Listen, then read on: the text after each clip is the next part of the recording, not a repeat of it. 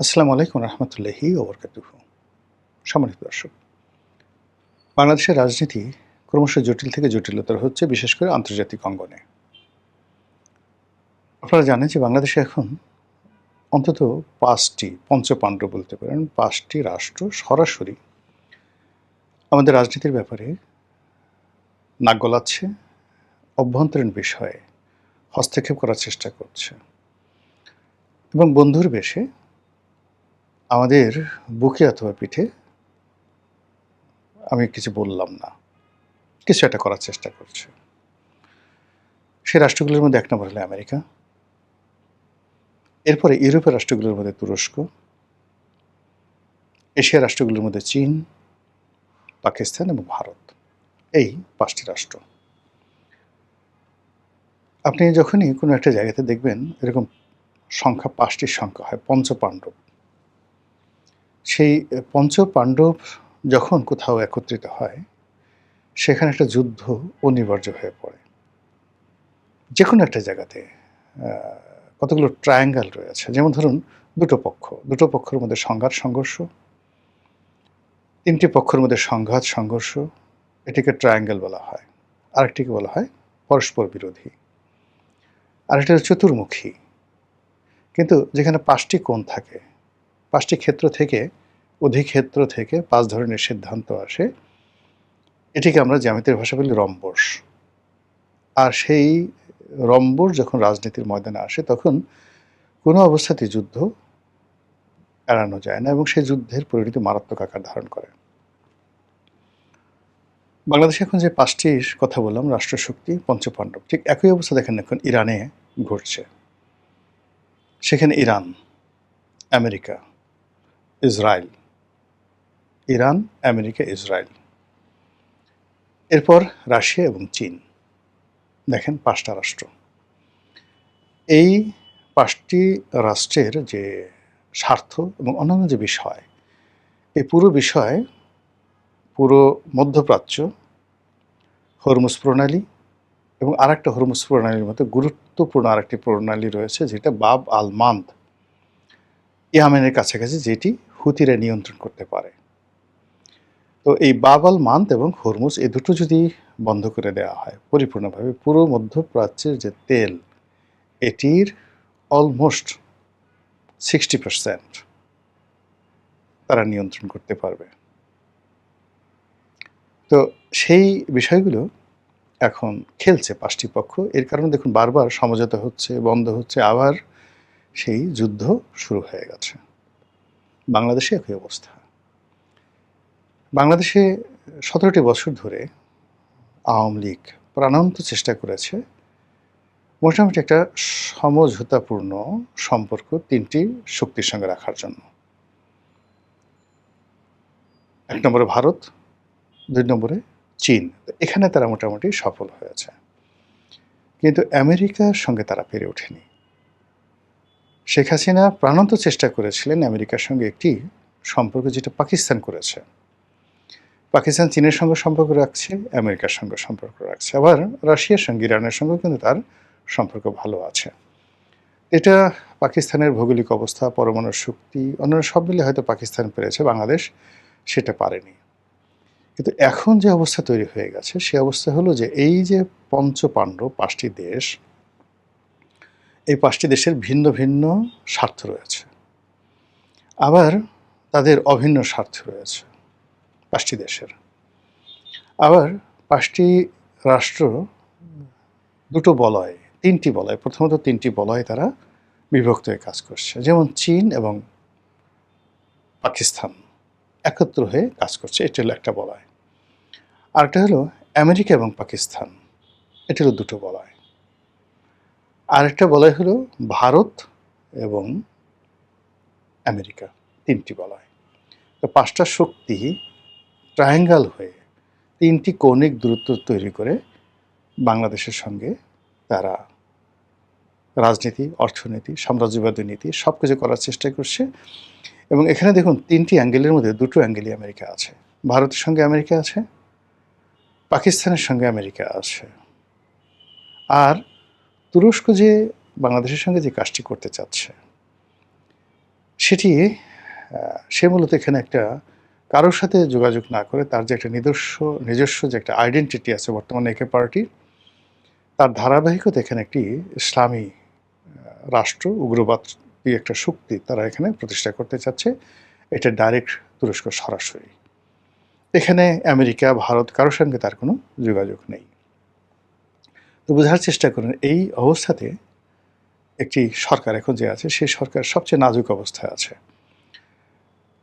প্রথমত সরকার যারা পরিচালনা করছেন তারা যারা অভিজ্ঞতা সম্পন্ন তারা বৃদ্ধ, খুবই বৃদ্ধ, এবং ১৭ বছর আউট অফ রেস থাকার কারণে বিশ্ব রাজনীতি, বিশ্ব অর্থনীতি ইত্যাদি থেকে তারা বহু যোজন দূরে তারা চলে গেছে। পরবর্তী যে অংশটি আছেন যারা যুবক, বৃদ্ধ নন যুবক, তো তাদেরও আসলে অভিজ্ঞতা নেই এবং সফলতা নেই। এর বাইরে একেবারে নবীন কিছু মন্ত্রী আসছেন যাদের অভিজ্ঞতা কনসিস্ট বাংলাদেশের মধ্যে সীমাবদ্ধ। কাজে এ সকল বৃহৎ শক্তির ডেপুটি সেক্রেটারি পর্যায়ের একজন ঝানু, আমলা, কামলা, অথবা ধরুন সেই দেশে একজন রাজনীতিবিদ, তাদের সঙ্গে টেবিলে বসে 1 to 1 আলোচনা করে দেশের সমস্যার সমাধান করার মতো কেউ নেই। এই মুহূর্তে সরকারের সবচেয়ে গুরুত্বপূর্ণ দুজন ব্যক্তি, আমি কোনো সমালোচনা করছি না। ১ নম্বরে জনাব সালাউদ্দিন সাহেব, ২ নম্বরে খলিলুর রহমান সাহেব। এখন সালাউদ্দিন সাহেব এবং খলিলুর রহমান সাহেব নরেন্দ্র মোদীর সঙ্গে বা ডোনাল্ড ট্রাম্পের সঙ্গে বৈঠক করবেন, সেটা অনেক পরের বিষয়। খালি জাস্ট দেখুন, বাংলাদেশে নিযুক্ত মার্কিন রাষ্ট্রদূত মিস্টার ব্রেন্ট ক্রিস্টেনসেন, কিংবা পাকিস্তানের রাষ্ট্রদূত, ইভেন ইরানের রাষ্ট্রদূত, ওনাদের সঙ্গে যখন এই দুজন ক্ষমতাধর ব্যক্তি পাশাপাশি বসেন, দাঁড়ান, এদের বডি ল্যাঙ্গুয়েজ লক্ষ্য করুন, তারপর এদের দিকে তাকান, আমার কাছে কী মনে হয় যে ওনাদের পাশে আমাদের দুজন ক্ষমতাধর লোকদেরকে কিভাবে মানায় এবং কেমন দেখায়, তাহলে আপনি বুঝতে পারবেন এখানে আউটপুট কিভাবে আসে। অথবা ধরুন প্রধানমন্ত্রী, এখন প্রধানমন্ত্রীকে উপস্থাপন করার জন্য সামাজিক মাধ্যম এখন একটা গুরুত্বপূর্ণ প্ল্যাটফর্ম।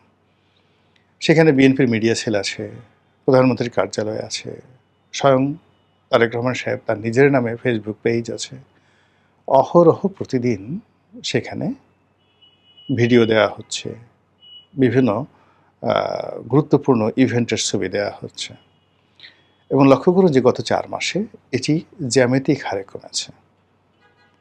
এখন এই সকল পেজের যে কোনো খবর তাদের ব্যাপারে মানুষের কোনো আগ্রহ নেই, লাইক কমেন্ট কিচ্ছু নেই। ফলে এই সরকারকে সবাই বলতো যে এটি ফেসবুকের সরকার, সেই ফেসবুকের সরকার এখন টেক্সটবুকের সরকার হয়ে গেছে। তো এ সকল পেজে যেটি দেখা যায় যে স্বয়ং সরকার প্রধান তার জীবনের বা দৈনন্দিন কর্মের উল্লেখযোগ্য বিষয়গুলো আপনি কি দেখেন? তিনি ফ্যামিলি কার্ড বিতরণের জন্য ঢাকার বাইরে যাচ্ছেন, নিজ হাতে কোদাল দিয়ে মাটি কাটার জন্য ঢাকার বাইরে যাচ্ছেন গাড়িতে করে। নাসিরুদ্দিন পাটোয়ারি বলছেন যে এই কাজগুলো আপনি গাড়িতে করে যাচ্ছেন প্রেম করার জন্য। বুঝেন প্রধানমন্ত্রীর মর্যাদাটা কোন পর্যায়ে উঠে গেছে বা নেমে গেছে। তারপর তার যে রাষ্ট্রীয় আচার, সেই আচারে গিয়ে দেখুন যে যখন কোনো একজন রাষ্ট্রদূত যাচ্ছেন তার সঙ্গে দেখা করার জন্য, সেখানে প্রধানমন্ত্রী ছবি তুলছেন, কথা বলছেন। How does it looks? এটা দেখতে আপনার কাছে কেমন লাগে? এরপরে তিনি অন্যান্য যে সকল বৈঠক করছেন, নন ফর্মাল ওয়েতে অনেকের সঙ্গে কথা বলছেন, প্রতিদিনই একটা না একটা ঘটনা ঘটছে। এই পুরো জিনিসগুলোর মধ্যে আপনি দেখবেন যে সরকার আসলে হাঁপিয়ে উঠছে। তারা সিদ্ধান্ত নিতে পারছে না যে কখন কি করা দরকার। ঠিক সেই সময়টিতে এখানে এই যে 5টি পক্ষ পঞ্চপাণ্ডব, এই পঞ্চপাণ্ডবের 3টি অ্যাঙ্গেল, ট্রায়াঙ্গেল, এর বাইরে সরাসরি দুটো রাষ্ট্র সিঙ্গেল ওয়েভে খেলছে। তো সেই 3টে রাষ্ট্রের মধ্যে ডাইরেক্ট বেসিক সিঙ্গেল ওয়েভে খেলছে চীন, সিঙ্গেল ওয়েভে খেলছে তুরস্ক আর দিল্লি। তো তো বাকি বিষয়গুলো নিয়ে যদি আমি বলতে যাই, এতে করে আপনাদের ধৈর্যচ্যুতি ঘটবে এবং ভিডিওর পরিমাণ বড় হবে। আমি শুধু দিল্লিকে নিয়ে মানে যতটুকু আমি বুঝেছি সেটা হলো দিল্লি সেই ২০১৭-১৮ সন থেকেই আওয়ামী লীগের উপর বিরক্ত। এর কারণ হলো দিল্লি মনে করছে দুটো বিষয় দিল্লির অ্যাজ এ হোল, যে আওয়ামী লীগ নামক যে দলটি বাংলাদেশের যে স্বাধীনতাটি বা শেখ পরিবার, এটি মূলত দিল্লির অবদান রাষ্ট্রীয়ভাবে। তো তারা তাদেরকে সবসময় চেয়েছে দিল্লির দাস বা দিল্লির দাসী হিসাবে। এখানে বাংলাদেশে যিনি রাষ্ট্রদূত আসবেন, তিনি ডিপটি অ্যাম্বাসেডর হন বা অ্যাম্বাসেডর হন, তিনি প্রধানমন্ত্রীর দরবারে সর্বেসর্বা থাকবেন। কিন্তু যে কোনো কারণে হোক শেখ হাসিনা বা বঙ্গবন্ধু এরা দুজনই এই জিনিসটি কখনো মানতে পারেননি। তো মানতে না পারার কারণে অনেক রাজনৈতিক ঘটনাগুলো ঘটেছে, যেগুলো বিভিন্ন বইতে ঐতিহাসিকভাবে এই বিষয়গুলো উঠে এসেছে। যারা বঙ্গবন্ধুর ঘনিষ্ঠজন ছিলেন, ইসলামপন্থী সাংবাদিক বা শেখ হাসিনার ঘনিষ্ঠজন ছিলেন, তারা কিন্তু এই বিষয়গুলো জানেন যে আসলে পর্দার আড়ালে কী ঘটনাগুলো ঘটে। তো যেটা বলছিলাম যে 2016-17 সনের পরই শেখ হাসিনা প্রাণান্ত চেষ্টা করেছেন ইন্ডিয়ার একটা বলয় থেকে বের হয়ে আরেকটি বলয় তৈরি করার জন্য, এবং ইন্ডিয়া ঠিক সেই সময়টা থেকেই বিএনপির সঙ্গে জামাতের সঙ্গে বিভিন্ন অ্যাঙ্গেলে তারা যোগাযোগ শুরু করেছে। কিন্তু এই দুটো দলকে কখনোই তারা প্রেডিক্টেবল অবস্থায় পায়নি। ঘুরে ফিরে তাদের কাছে মনে হয়েছে আওয়ামী লীগের মন্দের ভালো, এবং এইভাবে টানাপোড়েনে যখন 2018 সনের যে নির্বাচনটা হলো, বলা হয়ে থাকে 2018 সনের নির্বাচনে ইন্ডিয়ার যে মাস্টার প্ল্যান ছিল বা শেখ হাসিনার যে ডিজায়ার ছিল, এটার অ্যাগেনস্টে গিয়ে সম্পূর্ণ চীন এখানে খেলে দেয়। এবং চীন যেভাবে ডিজাইন করে নির্বাচনের ঠিক একদিন আগে, ঠিক সেইভাবে নির্বাচনের ফলাফল হয় এবং আওয়ামী লীগের যে রাজনৈতিক মৃত্যু, বিশ্বাসযোগ্যতা, গ্রহণযোগ্যতা একেবারে জিরোতে পৌঁছে যায়। Sheikh Hasina become just a puppet.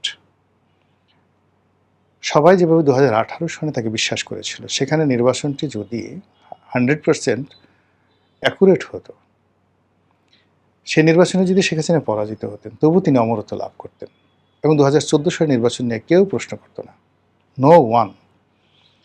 কিন্তু সেখানে এমনভাবে একটা ঘটনা ঘটানো হয়েছে, জাস্ট নির্বাচনের 4-5 দিন আগের থেকে গ্রাউন্ড ওয়ার্ক করেছে। আমরা ফিল্ডে যারা ছিলাম আমরা টের পেয়েছি। আমরা 16 ডিসেম্বর, 29শে ডিসেম্বর নির্বাচন, 30শে ডিসেম্বর নির্বাচন হলো, আমরা 16 ডিসেম্বর থেকে টের পেয়েছি যে সামথিং হ্যাপেন, যেটা সরকারের নিয়ন্ত্রণে নেই, মিলিটারির নিয়ন্ত্রণে নেই, পুলিশের নিয়ন্ত্রণে নেই, কে যেন খেলছে। এবং এই খেলাধুলা যে কেবলমাত্র বিএনপির মধ্যে ছিল, আওয়ামী লীগের মধ্যে ছিল, নট লাইক দ্যাট। প্রত্যেকটা রাজনৈতিক দলের যারা শীর্ষ নেতৃত্ব, তারা এই যে যা কিছু হচ্ছে তারা জানত, এবং আমরা যারা মাঠে ছিলাম আমরা সবাই বলির পাঠা হয়েছি। এর ফলে কী হলো, এই নির্বাচনের ফলাফল হওয়ার পরে শেখ হাসিনা গণতান্ত্রিক বিশ্বে, গণতান্ত্রিক রাজনীতিতে এবং বাংলাদেশের মানুষের কাছে বিশ্বাসযোগ্যতার ক্ষেত্রে একেবারে জিরোতে গিয়ে পৌঁছেন, বিরক্তিকর একটা জায়গাতে গিয়ে পৌঁছেন। তারপরে তিনি চেষ্টা করেছেন বিভিন্ন অ্যাঙ্গেলে আবার একটি সমঝোতা করার জন্য, কিন্তু সেটা তিনি পারেননি। এরপরে করোনা আসছে, এরপরে ইউক্রেনের যুদ্ধ আসছে, অনেক কিছু, ভারতীয় নরেন্দ্র মোদীর ক্ষমতা দুর্বল হয়ে গেছে, এবং এরপরে তিনি ক্ষমতাচ্যুত হয়ে এখন দিল্লির অধীনস্থ হয়ে আছেন। এখন দিল্লি আওয়ামী লীগকে নিয়ে এবং শেখ হাসিনাকে নিয়ে খেলছে। কিন্তু খেলার আগে দিল্লি বেশ কয়েকবার চেষ্টা করেছে জামাতের সঙ্গে একটা সমঝোতা করার জন্য, তারা চেষ্টা করেছে বিএনপির সঙ্গে সমঝোতা করার জন্য। এটা এখন ওপেন সিক্রেট। কিন্তু গত 4 মাসের ধারাবাহিকতায় কিংবা ধরুন গত 2 বছরের ধারাবাহিকতায় দিল্লি এককভাবে বিএনপি এবং জামাত কাউকে বিশ্বাস করতে পারছে না। আবার তারা মনে করছে যে মন্দের ভালো হিসেবে আওয়ামী লীগ তাদের কৌশলগত পার্টনার। কাজেই শেখ হাসিনাকে রেখে হোক, শেখ হাসিনাকে বাদ দিয়ে হোক, আওয়ামী লীগের মাধ্যমেই তারা বাংলাদেশে তাদের যে মিশন, সেই মিশনটা তারা চালু করতে চায়, এবং এটার প্রেক্ষিতে একটার পর একটা তারা যাকে বলা হয় ছক্কা মেরে যাচ্ছে।